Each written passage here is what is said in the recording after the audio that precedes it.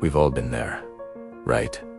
Staring out the window of a plane, watching the clouds drift by, maybe listening to some music, or thinking about your destination. For me, it was a routine flight from Denver to San Francisco. The seatbelt sign was off, the flight attendants were serving drinks, and everything was perfectly normal. I was just settling in to watch a movie when it happened. An earth-shattering bang.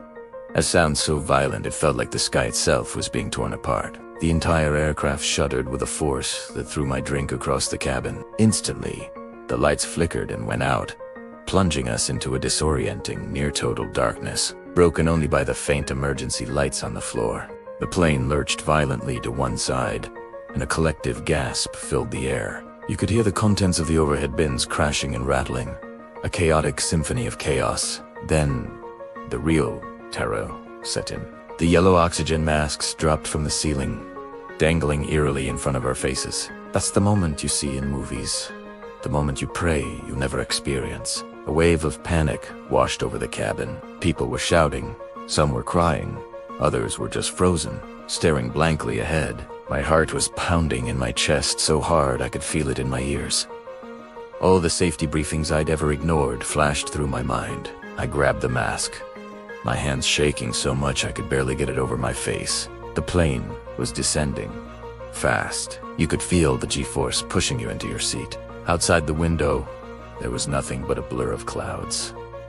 You start thinking about everything, your family, your friends, all the things you wish you decide or don't. It's a surreal out-of-body experience where time seems to both stop and speed up all at once. The flight attendants, bless their hearts, were trying to keep calm, their voices strained but steady over the intercom, instructing us to brace for impact. I looked around at the faces of the other passengers. Strangers just moments ago, we were now bound together by this shared, terrifying ordeal. You see the fear in their eyes, and they see it in yours.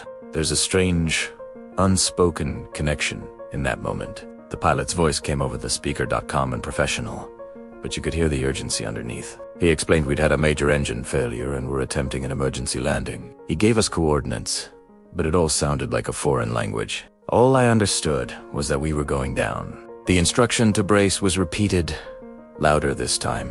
Heads down, stay down. Brace, brace, brace. We were falling out of the sky. I closed my eyes, took a deep breath, and prepared for the worst. The sounds were deafening. The roar of the wind, the creaking of the plane's frame, the cries of the people around me. The descent felt like an eternity, and then, just as suddenly as it began, we hit. It wasn't one impact, but a series of violent, bone-jarring jolts as the plane skidded across a field. The sound of tearing metal was horrific, the cabin filled with dust and a smell of burnt fuel. When it finally came to a stop, there was a moment of absolute silence. A deafening, eerie silence. We were alive, battered and terrified, but alive.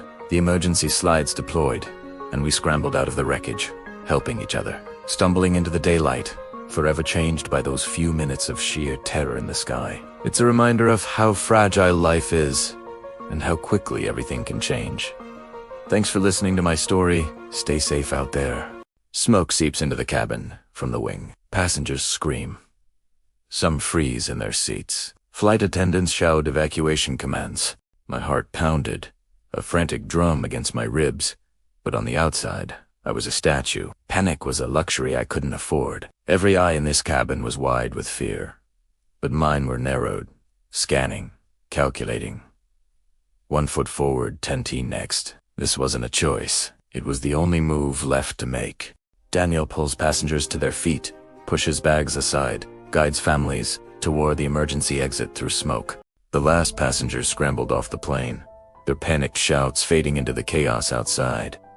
But I couldn't leave. Primera turned back, and my heart stopped. Orange flames were crawling up the cabin wall like hungry snakes, eating away at the panels. The air was thick with acrid smoke, burning my throat and stinging my eyes. And then I saw her, a flight attendant, lying motionless on the floor near row 36, her uniform singed. She must have hit her head during the evacuation.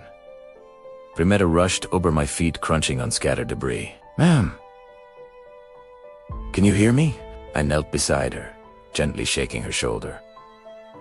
No response. Smoke was pouring into the cabin now, a suffocating black cloud that was getting lower by the second. I had to get her out of here. I tried to lift her, but she was dead weight. The plane groaned, a deep, metallic sound that vibrated through the floor. The fire was spreading fast, devouring the seats, turning plastic into molten rivers. The heat was becoming unbearable. I coughed, my lungs screaming for clean air. I tore a piece of fabric from a seat cover and pressed it against my mouth and nose. Come on, wake up, I pleaded, patting her cheek a little harder. Her eyes fluttered, just for a second, a spark of hope. But then the plane lurched violently, throwing me sideways. A section of the overhead compartment crashed down right where I'd been kneeling, showering us with sparks. My heart hammered against my ribs. We were running out of time. I knew I couldn't carry her the conventional way. I had to think fast. I managed to get my arms under her shoulders and started dragging her backwards, toward the emergency exit I'd come through. It felt like dragging an anchor. Every foot was a battle against her weight, the sloping floor, and my own burning lungs. The smoke was so thick I could barely see 2 feet in front of me. The exit seemed a million miles away. The fire roared, a monstrous beast getting closer and closer. I could feel its searing breath on my neck. With a final, desperate surge of adrenaline, I hauled her through the emergency exit frame and onto the inflatable slide. The sudden rush of cool, fresh air was a shock to my system. I stumbled, nearly losing my grip, but held on tight. We slid down a chaotic tumble of limbs, landing in a heap at the bottom. Hands reached for us immediately. They pulled her away, shouting for medics, and another pair helped me to my feet, guiding me away from the burning wreckage. I staggered onto the tarmac, collapsing to my knees, gasping for air. I watched as paramedics placed an oxygen mask on the flight attendant's face and loaded her onto a stretcher. She was moving. She was alive. A wave of relief so powerful it almost knocked me over, washed through me. We had made it to Liano. As the ambulance pulled away, its sirens wailing, I just stayed there, on the cold ground, watching the firefighters battle the blaze that had almost claimed us. In the midst of the chaos, all I could feel was gratitude for that single, precious breath of fresh air. We survive. The cabin's shaking. Alarms are blaring. Daniel throws Elena over his shoulder. Behind them, fire engulfs the seats. They race for the exit as flames burst from the cockpit. Just as they leap, the entire plane explodes. Firefighters spray the burning aircraft. Passengers wrapped in blankets look around confused. Row 36 sign lies melted on the ground. Daniel is gone.